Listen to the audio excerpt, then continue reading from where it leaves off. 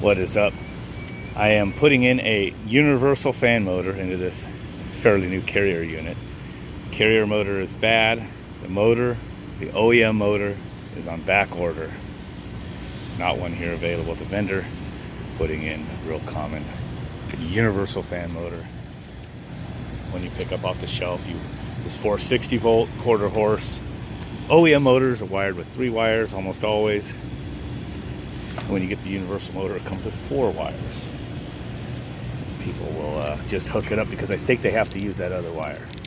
And here it kind of shows the 2 different methods you can. 3-line circuit or a 4-line circuit. We're going to go back to 3. It's very simple. The brown wire that has the white stripe on it, you're just going to cut that off. Cut that off, insulate it or whatever. And then the remaining 3 wires just hook up like your OEM. I like to make my universal motors look like OEM. So I cut off this thing, the reversing leads. Now you do need to note which way it goes, and luckily this says, clockwise. The lead in is going to go black to white, white to black. So I note how it goes, take the 2 wires, cut it, crimp them, and then take the other 2 wires and crimp them together.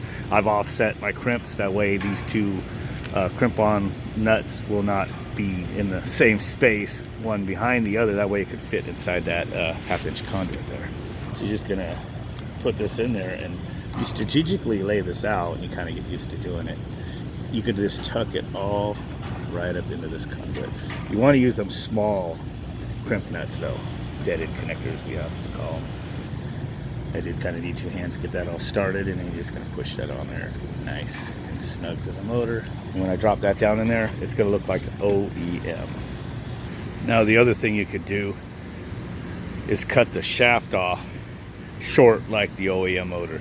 Now many times it doesn't hurt just to leave that on there. I know I guess there is controversy among some whether that is bad or not to leave the shaft on, but to me it's pretty much only bad if you have a compressor that's rather tall up into the unit like that. Might have a good chance of that shaft coming into contact with it. So we're going to use the old trusty DeWalt Sawzall. Cut that off, and won't have any chance of that coming into contact with the compressor. Motor drop back down in there. Unless you see that big old sticker on the side, you're not going to even know that that's universal. It's all too common to walk up on these rooftops after they've been up for a few years. And I guarantee if I probably walk down this rooftop, because some of these units have been here for years, you're going to see wires just sticking out the top for the reversing wires on universal motors. But there's no reason to do that. Just find out which way the motor turns, cut off the wires, dead-end connector, stick it in the half-inch piece of conduit or whatever you got. And it's nice and clean, no wires hanging out. Put it back as a 3-wire.